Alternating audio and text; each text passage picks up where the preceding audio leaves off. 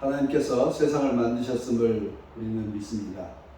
하나님이 세상을 만드셨다고 선언하는 그 첫 번째 의미는 하나님 외에는 세상에 있는 어떤 것도 신이 될 수 없다. 이것을 우리는 말하고 있습니다. 두 번째는 세상은 하나님이 만드신 원리대로 운행된다라고 하는 것을 우리는 믿습니다. 라고 하는 맥락입니다. 그래서 세상은 어떤 우연하고 어떻게 될지 예측 불가능한 것이라기보다 하나님이 만드신 것대로 선한 대로 사랑하는 세상으로 나아갈 것이다에 대한 믿음입니다. 그리고 세 번째는 사람만이 고귀한 존재이다 라고 하는 뜻입니다. 이는 모든 사람, 곧 남자와 여자는 하나님의 형상대로 만들어진 평등한 존재이고 고귀한 존재다라고 하는 선언이 창세기 1장의 큰 흐름이라고 할 수 있습니다. 그리고 네 번째는 사람에게는 하나님이 만드신 세상의 모든 피조물을 관리할 책임이 있다. 모든 세상의 피조물은 존귀하게 여김을 받아야 된다라고 하는 것을 말하고 있습니다. 흔히 세상을 파괴하는데 그리스도인들의 책임이 크다라고 말합니다. 그것은 산업화를 먼저 이룬 서구 제국들이 저지른 그 폐악에 대한 진솔한 고백이고 또 교회가 갖고 있는 책임감에 대한 고백 인정이라고 말할 수 있습니다. 산업화를 이루기 위해서 서구 각국들이 제국주의적인 침략을 자행했습니다. 그래서 사람을 착취하고 또 자연을 착취하는 일에 앞장섰습니다. 그리고 그 일에 대해서 서구의 교회들이 합리화시켜줬기 때문에 기독교가 세상을 파괴하는 일에 책임이 있다라고 말합니다.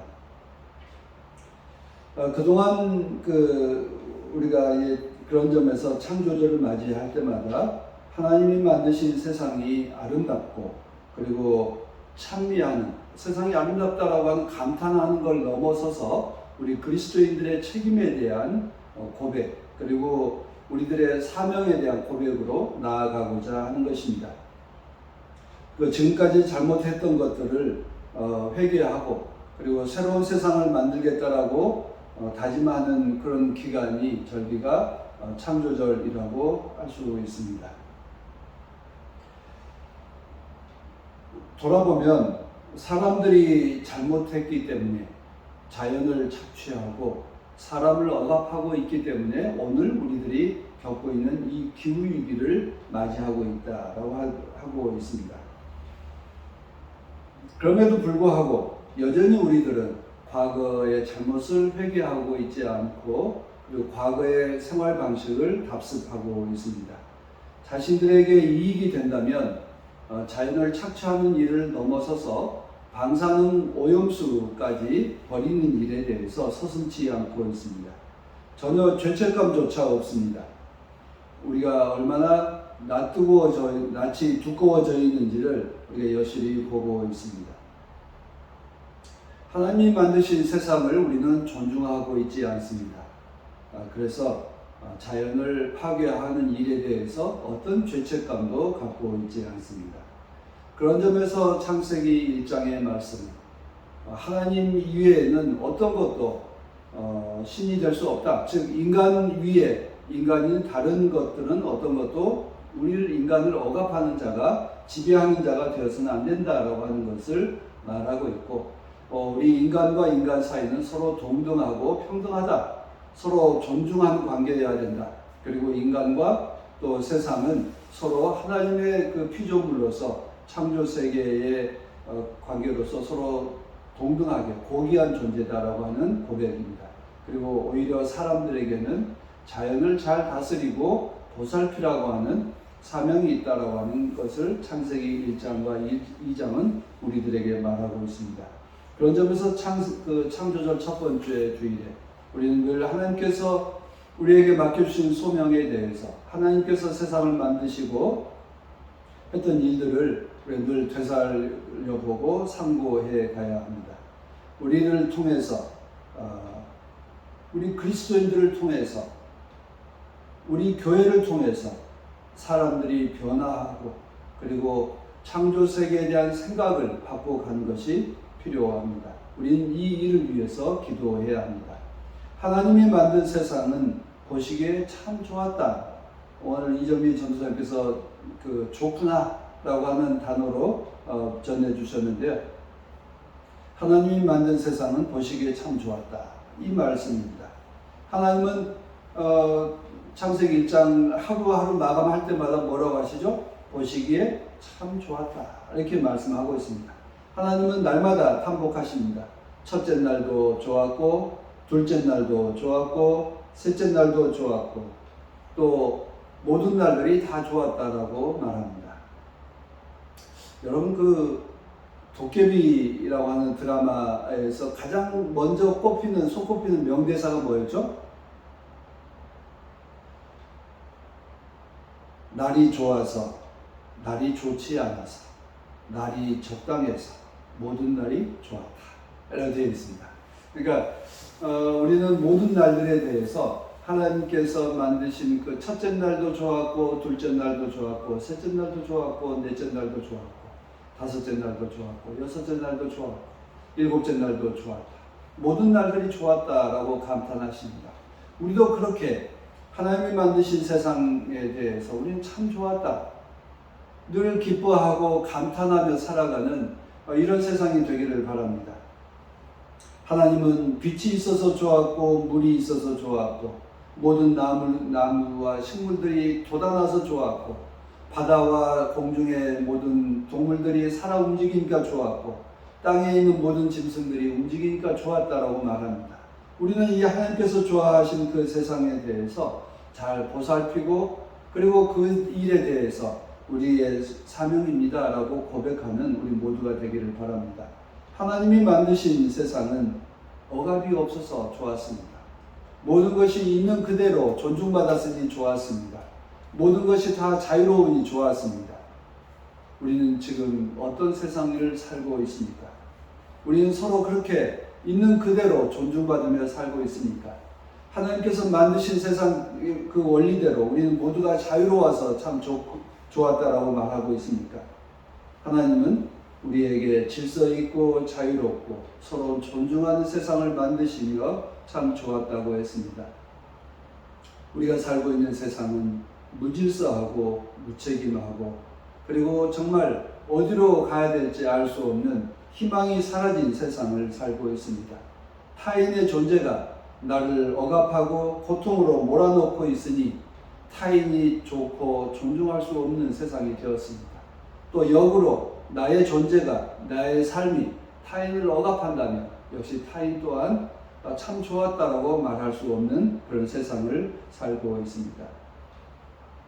서로 존재해서 괴로운 세상이 되었습니다. 나의 이익을 위해서 세상을 착취함에도 불구하고 부끄러운 줄 모릅니다. 인간을 착취하면서도 인간을 억압하면서도 잘못되었다라고 하는 것을 깨닫지 못하고 있으니 참으로 고통스러운 세상입니다. 그러면서도 우리는 부끄러움을 잃어버린 이 세상에서 우리가 해야 할 일이 뭐겠습니까? 하나님이 보시기에 참 좋은 세상, 그에 대해서 회복해야 될, 그 하나님 나라가 회복될 그 나라를 꿈꾸며 그 나라를 향해서 나아가는 것입니다. 모든 존재가 유익하고 존중받는 그런 아름다운 세상을 만드는 일들을 다짐하는 이런 창조절 절기가 되어야 할 것이라고 믿습니다.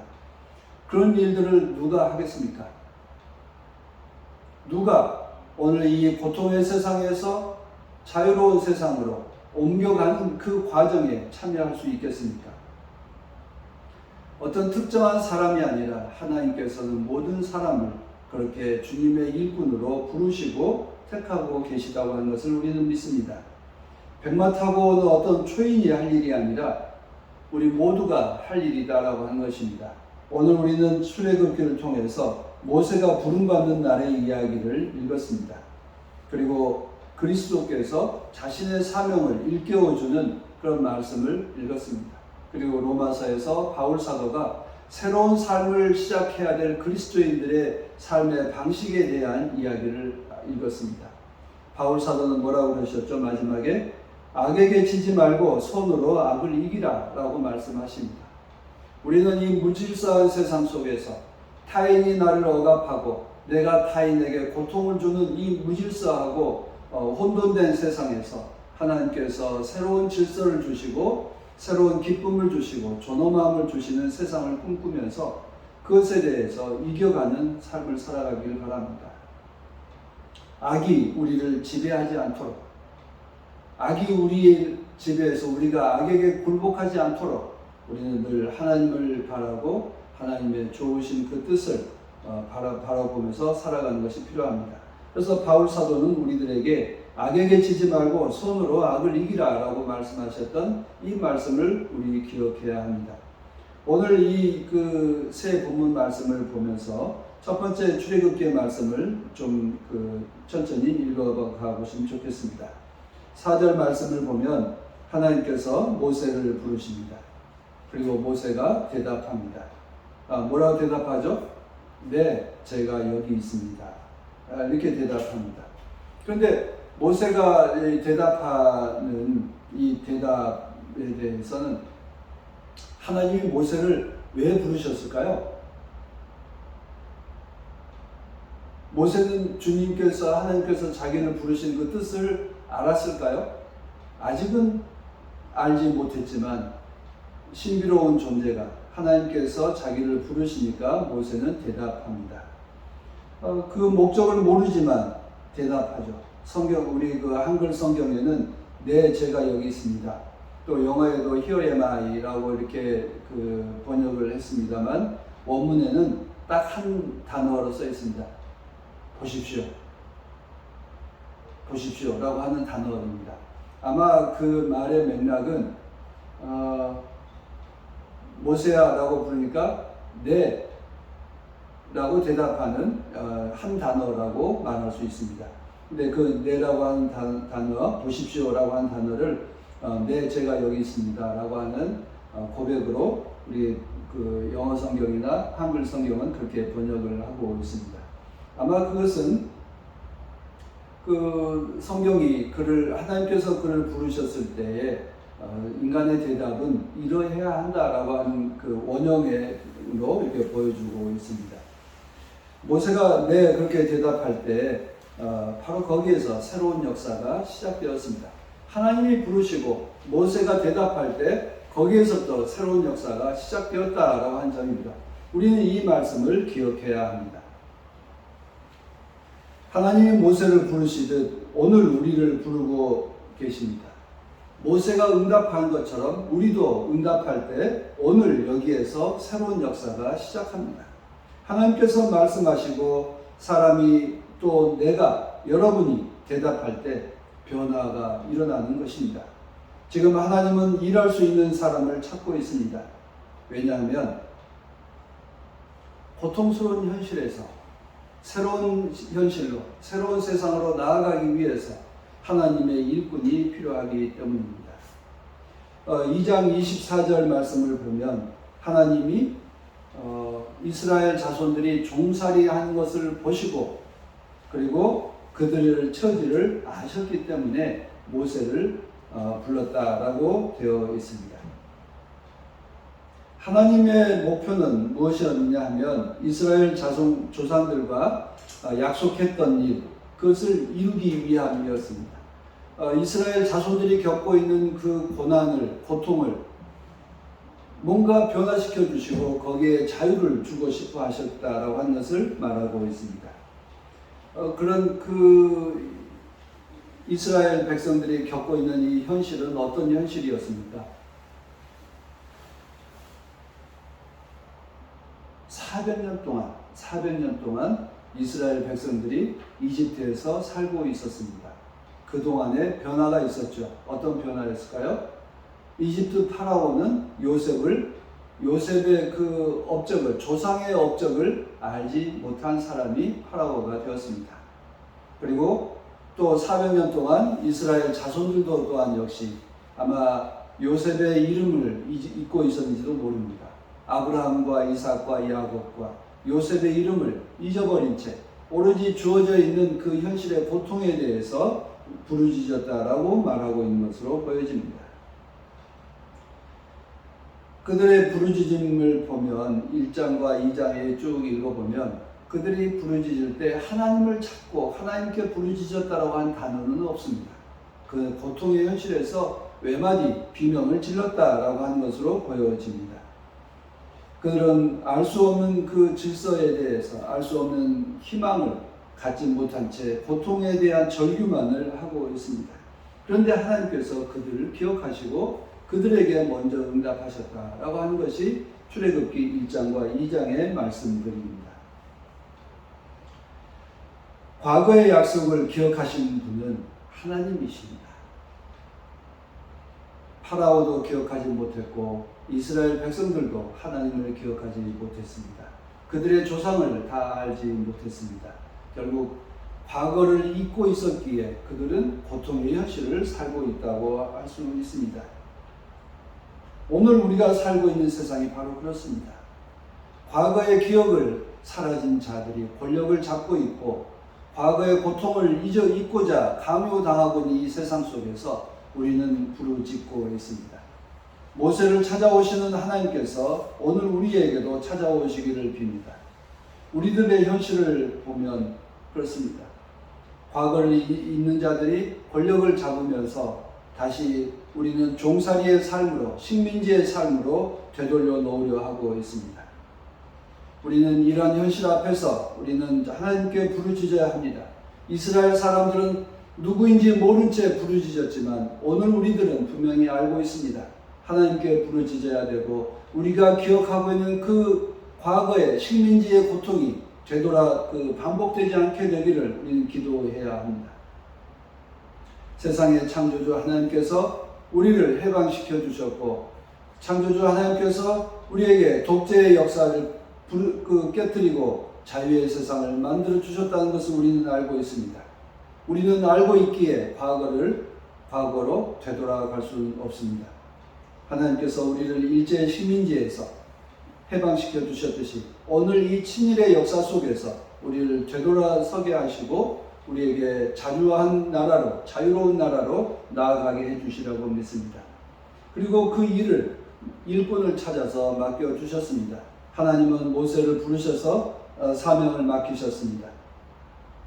우리는 모세를 특정한 누구를 기다려야 할 것이 아니라 모세를 부르셨던 하나님께서 오늘 우리 한 사람 한 사람을 각자를 부르고 계신 것을 우리는 믿고 고백합니다.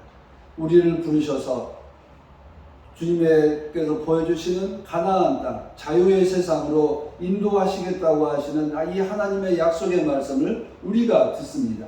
그리고 우리가 그에 대답합니다. 모세는 하찮은 일들 속에서 하나님의 신비로움을 깨달았습니다. 어떤 일이었습니까? 덤불이 불탔는데 빛이 나는데 그 빛이 나는 것을 보고 하나님께 찾아왔습니다. 광야에서 떨기나무는 아무 쓸모도 없는 것들입니다. 그 쓸모없는 것들 속에서 불이 나고 빛이 나는 것을 보고서 모세가 하나님을 만나게 되었습니다. 이런 것이 기적이 아닐까 싶습니다. 하찮은 것들을 통해서 하찮은 것들이 자기의 본질을 뛰어넘고 그리고 그것을 통해서 하나님께서 역사하는 것을 발견하는 것이 바로 기적입니다. 오늘 우리들의 삶 속에서 하찮다로 무시당한 사람들이 자기의 삶을 바쳐서 새로운 역사를 만들어가고 있습니다. 자기 하찮은 존재에 빛을 내고 있는 이 역사를 바라볼 수 있는 것, 깨달을 수 있는 것이 바로 기적이고 주님의 은총입니다. 마치 자신이 파라오 같은 존재라고 착각하는 자들이 백성들을 고통으로 몰아넣는 이 현실 속에서 하찮은 존재들이 빛을 내는 것, 하찮은 존재들이 아우성을 치는 것, 하찮은 존재들이 자기를 불살라서 새로운 역사가 그 어둠을 밝히는 것들이 바로 기적입니다. 오늘 우리는 그런 세상을 살고 있습니다. 오늘 우리들의 현실에서 보면 어떻습니까? 정말 이름도 알지 못하고 또 이름을 스스로 밝히지도 않는 수많은 사람들이 촛불을 들고 빛을 밝히고 있습니다. 지배자들은 채찍을 휘두르며 마치 노예를 괴롭혔던 그 관리자들처럼 행세하고 있습니다. 그러나 거기에 맞서서 백성들은 자기의 이름을 드러내지도 않은 채 빛을 내고 있습니다. 방사능 오염수 투기를 하고 있을 때 사람들은 아니라고 외치고 있습니다. 과거의 역사로 되돌리려고 할 때 아니라고 외치고 있습니다.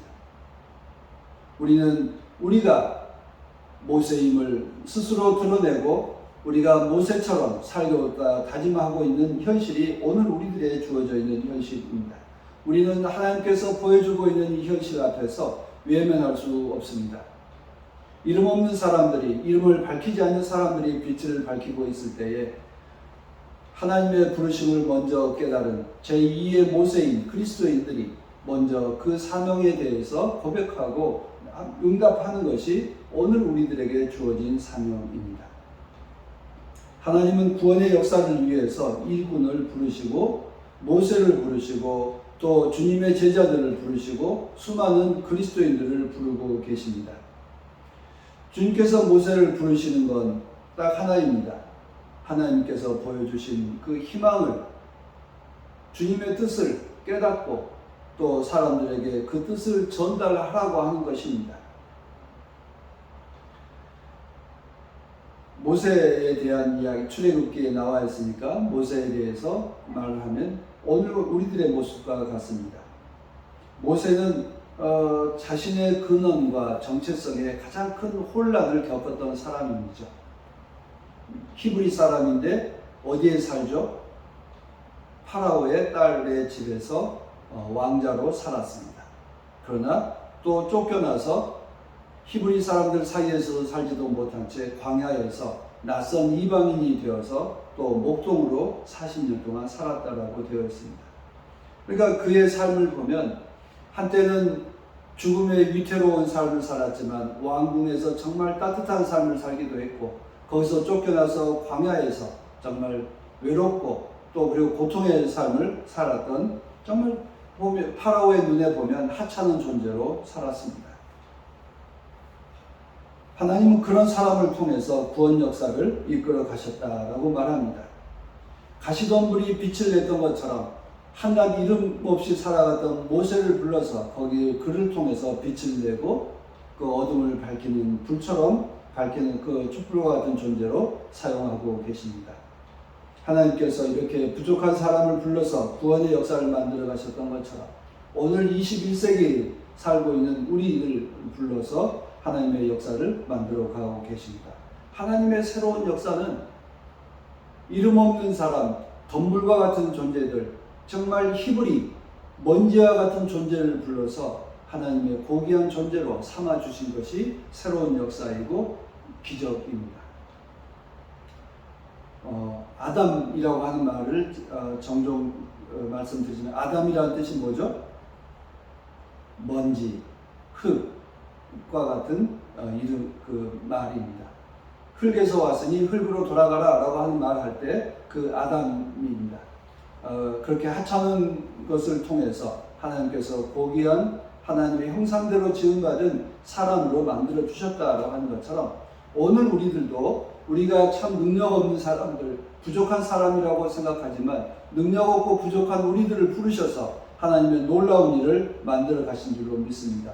우리는 이 하나님의 이 놀라운 역사에 먼저 부름받은 자로서 늘 네, 제가 여기 있습니다라고 대답하는 모세와 같은 사람, 그리고 제2의 모세, 그리고 제2의 이사야와 같은 사람으로 살아가는 것이 필요합니다. 오늘 읽은 베드로 모세 또 보면 참 자기에 대해서 하찮은 존재라고 생각합니다. 말이 어눌하고 나와 같은 사람이 어떻게 그럴 수 있겠습니까? 라고 고백하는데 우리도 그 존재 그렇게 고백하죠. 제가 어떻게? 저와 같이 부족한 사람이 어떻게? 라고 말합니다. 그러나 그런 부족한 사람을 불러서 하나님께서 역사를 만들어 가십니다. 그런데 또 오늘 읽어드린 복음서의 말씀은 베드로가 주인공으로 나와 있습니다. 베드로도 역시 그런 존재입니다. 16장, 마태복음 16장, 오늘 읽은 그 지난주에 읽었던 본문에서 보면 베드로는 주님에게 굉장히 칭찬을 받죠. 너는 교회의 반석이다. 너는 교회의 주춧돌이다. 라고 이렇게 칭찬을 받고, 네가 땅에서 매면 하늘에서도 매일 것이요, 네가 땅에서 풀면 하늘에서도 풀릴 것이다. 넌 정말 귀한 존재다. 라고 칭찬을 받지만 오늘 말씀에서는 뭐라고 불러요? 사탄이라고 부르는 것 같습니다. 급전직하하고 있습니다. 베드로가 그렇게 칭찬받았다가 그리고 꾸중을 받았다라고 하는 만큼, 그리고 심지어 주님 앞에 걸림돌이다라고 비판을 받는 정도로 추락하고 있습니다. 그것은 어떻게 보면 그런 점에서 베드로를 볼 때마다 우리와 같은 존재로, 어떤 때는 정말 주님 앞에 칭찬받는 삶을 살아가는 그 존재이고, 때로는 실패하고 그리고 잘못한 존재로 살아가는 우리들의 삶을 베드로의 모습에서 보게 됩니다. 베드로가 사탄이라고 꾸중을 받는 거 하나는 딱 그것이었습니다. 그리스도라고 고백했지만 그리스도의 사명에 대해서 잘못된 생각을 하고 있었기 때문입니다. 베드로가 생각하는 그리스도는 존귀하고 고귀하고, 그리고 누구에게도 그 왕궁에 가서 존엄한 존재로만 있는 화려한 사람으로만 생각했습니다. 그래서 왕이 될 존재와 같은 사람으로 생각했습니다. 그러나 주님께서 생각하는 그리스도는 고난받는 그리스도였습니다. 고난받는 메시아의 생각이었습니다. 그 잘못된 생각을 하고 있었기 때문에 꾸중을 받습니다. 오늘 우리들도 역시 그리스도인, 또 오늘 우리들의 살고 있는 세상에 대해 생각하면 우리는 늘 존귀한 존재라고 이야기하면 호의호식하고 그리고 편안하게 살아가는 존재인 것처럼 생각합니다. 그리스도인이라고 하면 고난을 멀리 있는 사람, 고난과는 관계없는 사람처럼 착각하고 있습니다. 그럴 때마다 주님으로부터 우리는 꾸중을 받게 될 것입니다. 주님께서는 그리스도를 믿는 사람, 메시아는 타인을 위해서 고난을 받는 존재다 라고 말하고 있습니다. 그런 점에서 한국교회가 정말 그리스도인이 되고자 한다면 편안한 존재, 또 부귀영화를 누리는 존재가 아니라 이웃들을 위해서 사랑을 베풀고 사랑을 위해서 어려움을 겪는 일을 대해서 기뻐할 줄 아는 사람으로 거듭나라고 하는 것입니다. 오늘 우리들의 말씀 속에서 주님께서는 베드로를 칭찬하고 또 꾸짖고 했던 것도 역시 마찬가지입니다. 그런 맥락입니다. 오늘 우리는 정말 그리스도를 어떤 그리스도인이라고 고백합니까? 오늘 우리들이 생각하고 있는 그리스도인이라고 한다면 어떤 존재입니까? 편안하고 또 고통이 없고 그리고 부귀영화를 누리는 존재가 참된 그리스도인이라고 생각하십니까? 우리가 믿는 그리스도인은 하나님께서 말씀하셨듯이 고통받는 이웃들의 그 아픔에 응답하고 그 응답에 대해서 실천할 줄 아는 사람, 그리고 악을 선으로 이길 수 있는 그런 담대한 사람이라고 하는 것을 말씀하고 있습니다. 하나님께서 새로운 역사를 위해서 우리를 부르시고 계십니다. 하나님의 부르심에 응답해서 제가 여기 있습니다. 제가 가시덤불과 같은 존재이지만 하나님의 그 일을 드러내는 빛과 같은 존재, 그리고 기적을 일으키는 놀라운 존재로 거듭나게 된 그런 복된 사람으로 우리를 부르고 계심을 들으시기를 빕니다. 예수님도 순환과 죽음의 길을 거쳐서 영광의 길을 가셨던 것처럼 우리가 그리스도인으로서 이웃을 위해서 사랑을 베풀고 순환을 겪는 일에 두려워하지 않고 늘 담대하게 나아가는 그런 우리 참된 그리스도인이 되길 빕니다. 우리를 통해서 하나님의 새로운 역사가 일어나게 될 줄로